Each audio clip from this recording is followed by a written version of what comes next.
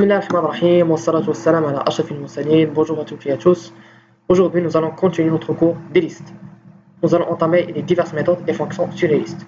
Description. Les méthodes et fonctions sur les listes en Python sont des outils puissants qui permettent de manipuler, modifier et interagir avec les listes de manière efficace.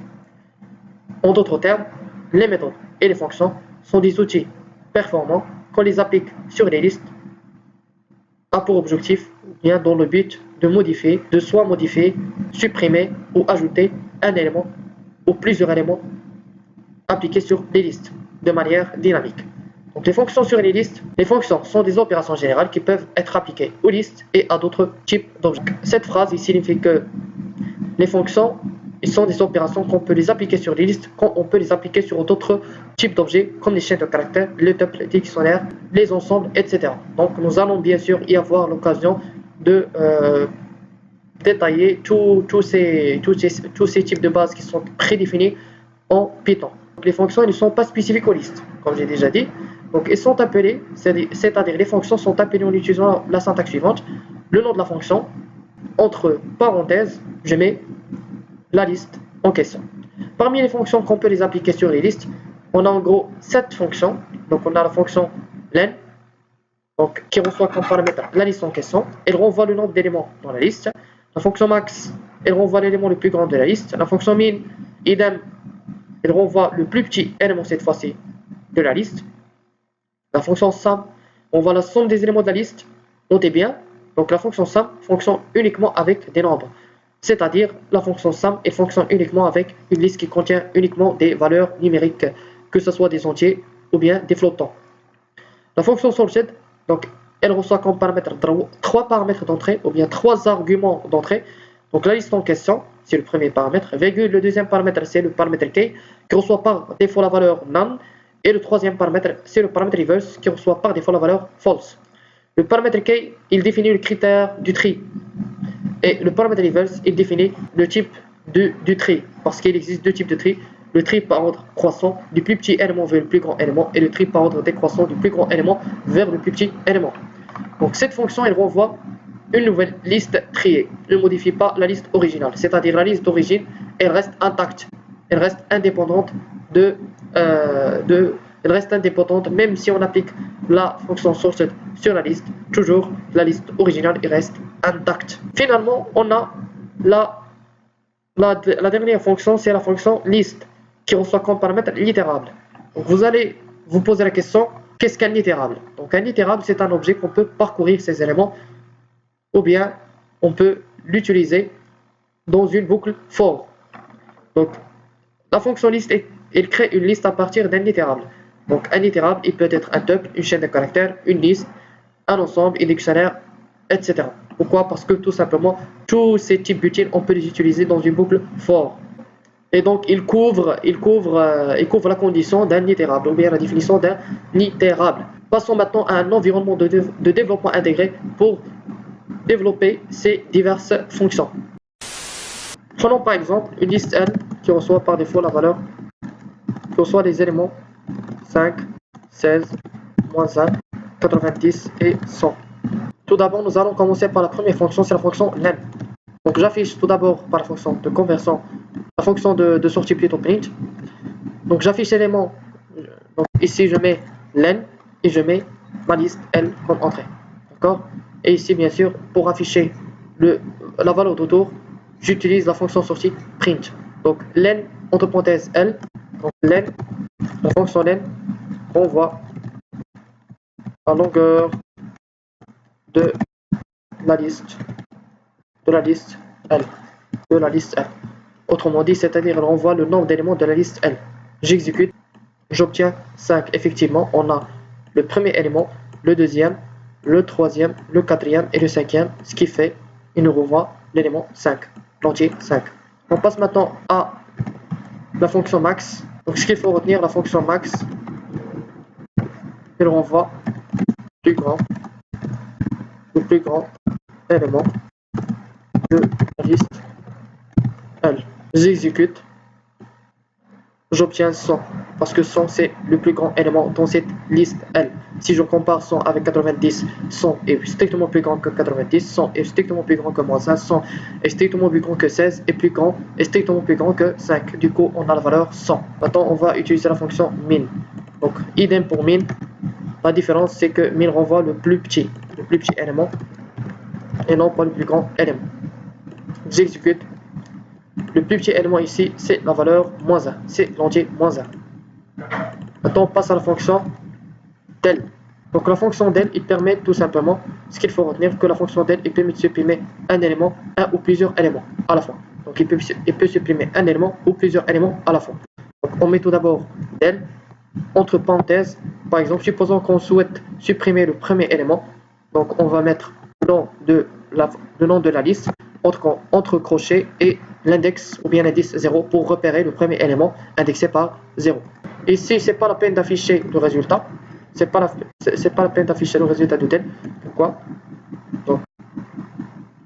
Pourquoi? Parce que del, sa valeur de retour, c'est nan. La valeur de retour de del, c'est donc del renvoie nan. C'est-à-dire la valeur de retour de la fonction del, elle renvoie nan. Qu'est-ce qu'elle fait? La fonction del, donc la fonction del supprime un ou plusieurs éléments de L, tout simplement. Donc ici, je vais supprimer le premier élément. Tout d'abord, j'aimerais bien afficher ma liste L avant la suppression, d'accord, et afficher ma liste L après suppression du premier élément. J'exécute. J'obtiens, voilà, effectivement, donc voilà ma première liste L, le premier affichage. Deuxième affichage après suppression du premier élément 5, indexé dans ce cas, indexé par 0, c'est 5. J'obtiens ma liste 16, etc. Supposons maintenant j'aimerais supprimer les deux derniers éléments de ma liste L. Donc je mets del, L, et j'utilise la technique du slicing. Donc la technique du slicing, nous allons commencer par l'index -2 pour repérer l'avant-dernier élément, et il suffit de mettre 2 points vides pour balayer le dernier élément. Donc on met premier élément et 2 points pour balayer les autres éléments jusqu'à la fin de la liste. Du coup ici, del va supprimer les deux derniers de L, tout simplement. Donc on affiche, effectivement, voilà, donc ici le premier affichage de ma liste L. Donc ici je supprime les deux derniers éléments et j'obtiens ma séquence 5, 16, moins 1, ou bien ma liste 5, 16, moins 1. Quand on est les trois éléments, 5, 16 et moins 1. Une remarque ici, donc l'instruction del ou bien la fonction del, je peux en mettre les parenthèses comme je peux les expliciter. Donc les parenthèses, ils sont optionnels. Les parenthèses sont optionnelles en del. Donc je mets soit del entre parenthèses élément à supprimer, comme ça, ou bien je peux en mettre les parenthèses. Donc c'est ça ce qu'il faut retenir, d'accord? Et on aura la même sortie. Maintenant on passe à la fonction sorted. Donc la fonction sorted, elle reçoit comme paramètre 3 paramètres. Le premier paramètre c'est la liste, le deuxième paramètre c'est le paramètre key qui reçoit par défaut la valeur null. Le troisième paramètre c'est le paramètre reverse qui reçoit par défaut la valeur false. D'accord? Donc ce qu'il faut retenir que sorted, la fonction sorted, il renvoie une nouvelle liste indépendante de la liste d'origine. Dans ce cas, c'est la liste L. Les deux paramètres key et reverse sont deux paramètres optionnels. On peut les omettre comme ça, tout simplement. Et pour afficher bien sûr la nouvelle liste qui va être envoyée par la fonction sorted, il suffit d'utiliser la fonction sortie print.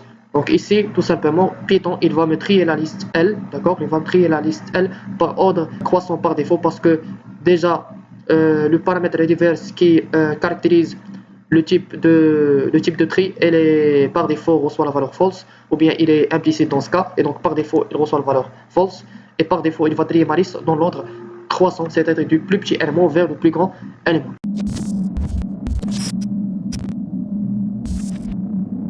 Je répète, sorted, il renvoie une nouvelle liste indépendante de la liste initiale. Pour s'assurer, je vais afficher dans une deuxième ligne ma liste L. pour s'assurer que la fonction sorted ne modifie pas ma liste d'origine L. Ça marche? Donc ici, je vais obtenir 3 affichages. Le premier affichage, le premier ici affichage, il caractérise le premier affichage de la liste L. Le deuxième affichage, ou bien la deuxième print, c'est la fonction, c'est la liste renvoyée par la fonction sorted. Donc il va trier la liste par ordre croissant, du plus petit élément vers le plus grand élément, effectivement, moins 1, après 5, après 16, jusqu'à 100. Et j'affiche une autre fois ma liste, et comme vous voyez, la liste, elle reste intacte. Cette liste, elle est identique à celle-ci. Avant-dernière fonction, c'est la fonction sum. Je donne comme paramètre d'entrée la liste L. Donc elle permet tout simplement d'ajouter ou bien de sommer tous les éléments de la liste L. La fonction sum, il fonctionne uniquement lorsque la liste elle contient que des valeurs numériques, soit des entiers, soit des flottants.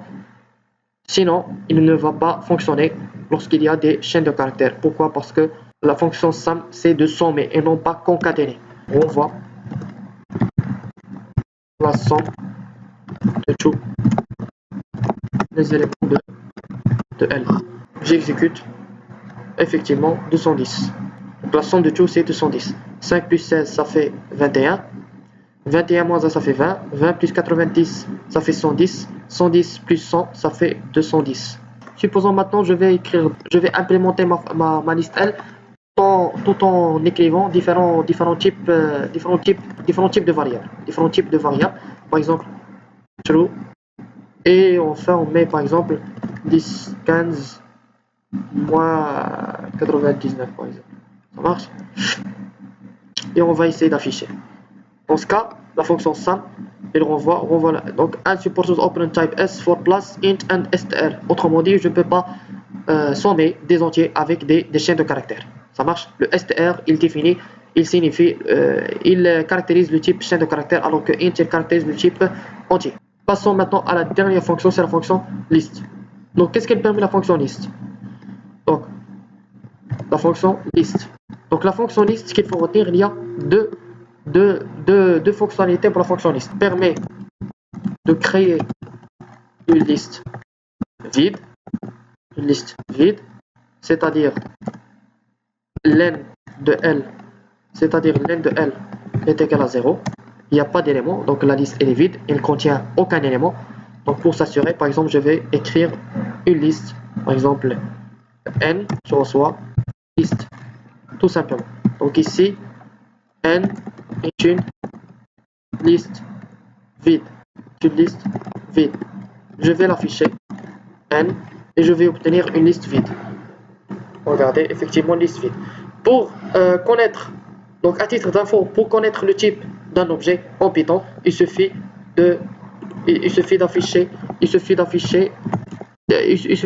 l'instruction bien la fonction type. La fonction type elle permet directement de renvoyer le type de l'objet en question. Donc ici on a class list, c'est-à-dire cette variable n est de type list. Elle appartient à la classe list. Donc la classe list c'est une classe prédéfinie. La deuxième fonctionnalité de list, c'est de créer quoi? C'est de créer une liste d'éléments.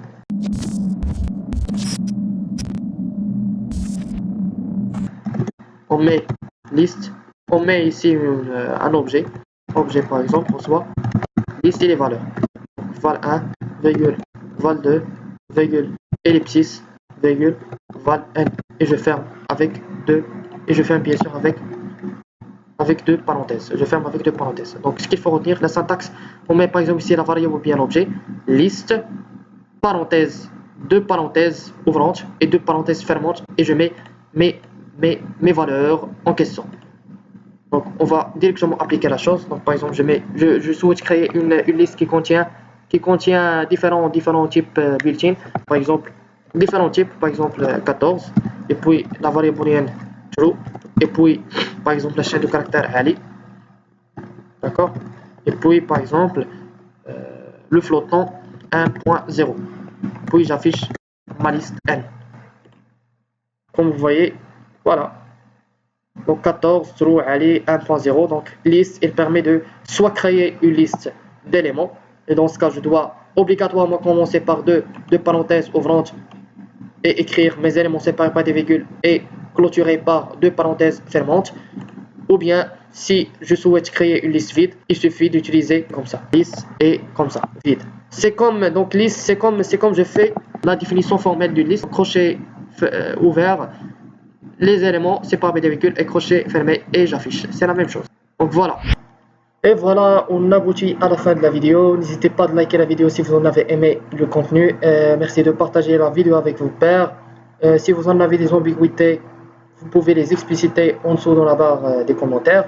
Prochainement, nous allons continuer les méthodes sur les listes, les matrices et bien d'autres sujets très intéressants relatifs au langage de programmation Python.